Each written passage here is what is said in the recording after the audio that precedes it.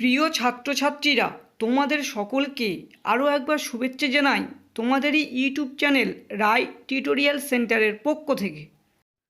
West Bengal board of secondary এডুকেশনের দশম শ্রেণীর ইতিহাস পাঠ্য বই থেকে টেস্ট ও ফাইনাল পরীক্ষার জন্য প্রথম 4টি অধ্যায় থেকে কোন কোন 4 মার্কসের প্রশ্নগুলো খুবই গুরুত্বপূর্ণ সেটাই আলোচনা করা হলো আমাদের এই ভিডিওর মূল লক্ষ্য বা উদ্দেশ্য।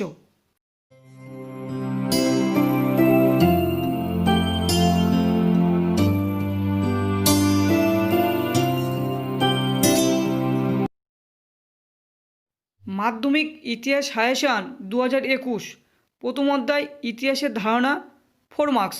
আজকে শুধু আমরা 4 মার্কসের কোশ্চেনগুলি নিয়ে আলোচনা করব প্রথম 4টি অধ্যায় থেকে। তাহলে আলোচনাটি শুরু করা হোক এবং এই প্রশ্নগুলি তোমাদের প্রতিটা অধ্যায় থেকে খুবই গুরুত্বপূর্ণ, তোমরা খুব ভালোভাবে মুখস্থ করে যেও। 1 নম্বর, নারী ইতিহাসের উপর টিকা লেখো। 2 নম্বর, আধুনিক ভারতের ইতিহাস চর্চায় সরকারি নথিপত্রের গুরুত্ব লেখো। 3 নম্বর, ইতিহাসের তথ্য সংগ্রহে ইন্টারনেট ব্যবহারের সুবিধা অসুবিধা কী।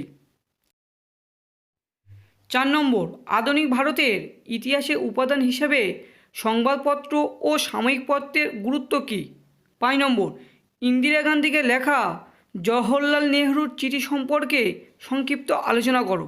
6 নম্বর, আধুনিক ভারতের ইতিহাস চর্চার উপাদান রূপে বিপিনচন্দ্র পালের 70 বৎসর এর গুরুত্ব লেখো। 7 নম্বর, আধুনিক ইতিহাস চর্চায় খেলার ইতিহাসের গুরুত্ব কী। 8 নম্বর, ইতিহাসের উপাদান হিসেবে রবীন্দ্রনাথ ঠাকুরের জীবনস্মৃতির গুরুত্ব লেখো।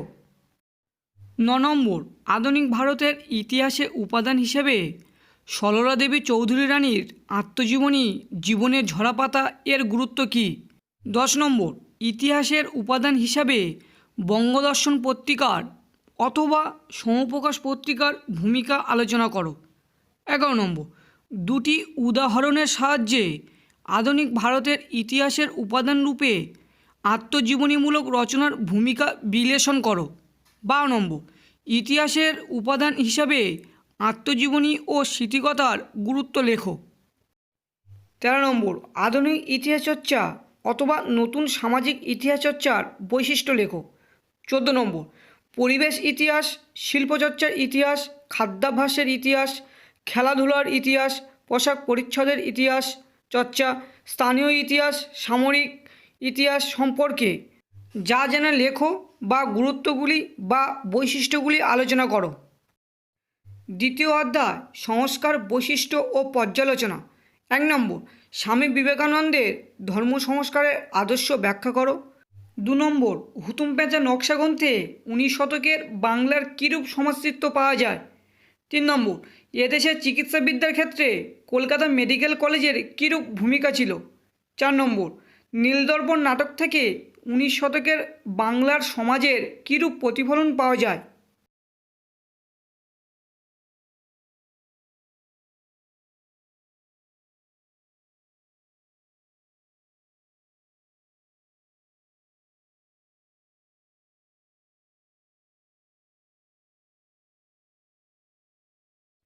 পাঁচ নম্বর, 19 শতকে নারী শিক্ষা বিস্তারে ডিঙ্ক ওয়াটার বেথুন কী ভূমিকা গ্রহণ করেছিলেন।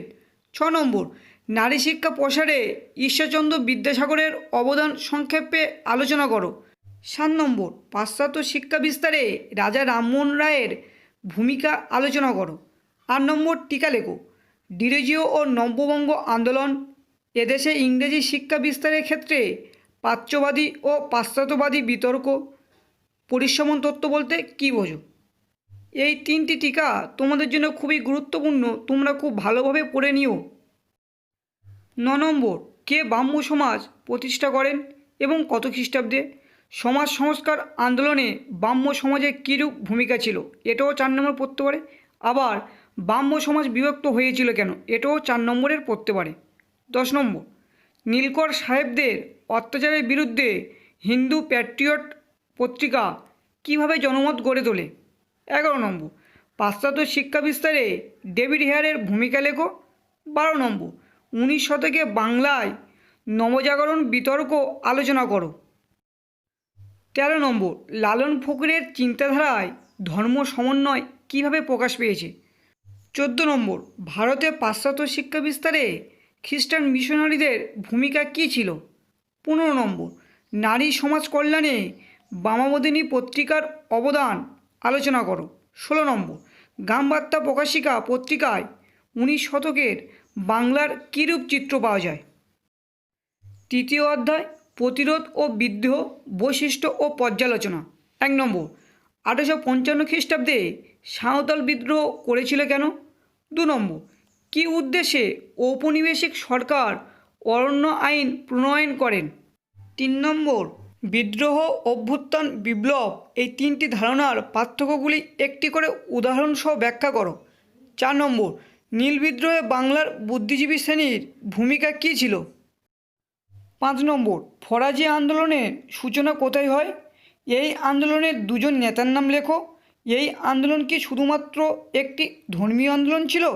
6 সন্ন্যাসী ফকির বিদ্রোহ, সাঁওতাল বিদ্রোহ, চুয়ার বিদ্রোহ, মুন্ডা বিদ্রোহ, কোল বিদ্রোহ, নীল বিদ্রোহ, রংপুর বিদ্রোহ, পাগলপন্থী বিদ্রোহ এই প্রত্যেকটি বিদ্রোহর কারণ, বৈশিষ্ট্য বা গুরুত্ব এবং ফলাফল লেখো।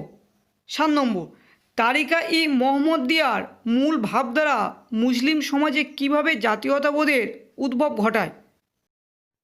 8 ইস্ট ইন্ডিয়া কোম্পানির শাসনকালে কৃষক বিদ্রোহের কারণগুলি আলোচনা করো।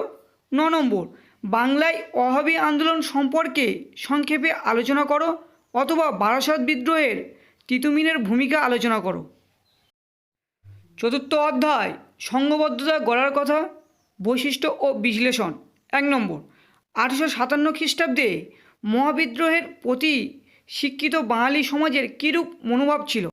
2 1857 মহাবিদ্রোহকে কি সামন্ত বিদ্রোহ বলা যায়? 3 হিন্দু মেলা প্রতিষ্ঠার উদ্দেশ্য কী ছিল? 4 বঙ্গভাষা প্রকাশিকা সভাকে প্রথম রাজনৈতিক প্রতিষ্ঠান বলা হয় কেন? 5 মহারানীর ঘোষণাপত্রের 1858 খ্রিস্টাব্দ ঐতিহাসিক তাৎপর্য কী? 6 টিকা লেখো। সভা সমিতির যুগ, ইলবার্ট বিল বিতর্ক, সর্বভারতীয় জাতীয় সম্মেলন। 7 মহাবিদ্রোহের কারণগুলি আলোচনা করো অথবা মহাবিদ্রোহের ব্যর্থতার কারণগুলি উল্লেখ করো বা মহাবিদ্রোহের রাজনৈতিক ও অর্থনৈতিক কারণগুলি উল্লেখ করো। মহাবিদ্রোহের প্রত্যক্ষ কারণ কী ছিল? মহাবিদ্রোহের সময় কোম্পানির ভারতীয় সিপাহীদের অসন্তোষের কী কী কারণ ছিল? এই প্রশ্নগুলি থেকে মাধ্যমিক 2021 সালের পরীক্ষায় একটি আসার সম্ভাবনা রয়েছে। 8 রবীন্দ্রনাথ গড়া উপন্যাসের মাধ্যমে কিভাবে জাতীয়তাবাদের উন্মেষ ঘটিয়েছিলেন তা লেখো। 9 ভারত সভা গঠনের উদ্দেশ্যগুলি কী ছিল অথবা জাতীয়তাবাদের উন্মেষে ভারত সভার ভূমিকা কী ছিল? 10 ভারতমাতা চিত্রের মধ্যে কিভাবে জাতীয়তাবাদ প্রকাশিত হয়েছে? 11 মহারানীর ঘোষণাপত্রে কি বলা হয়েছে? 12 1857 খ্রিস্টাব্দের বিদ্রোহ কেন জাতীয় বিদ্রোহ নয়? আর ভিডিওটি যদি তোমাদের উপকারে বা প্রয়োজনীয় লাগে তাহলে অবশ্যই লাইক করে সাবস্ক্রাইব করুন, পাশে বেল আইকনটি ক্লিক করে নিন এবং অল নোটিফিকেশানটি সিলেক্ট করুন পরবর্তী ভিডিওর আপডেট পাওয়ার জন্য।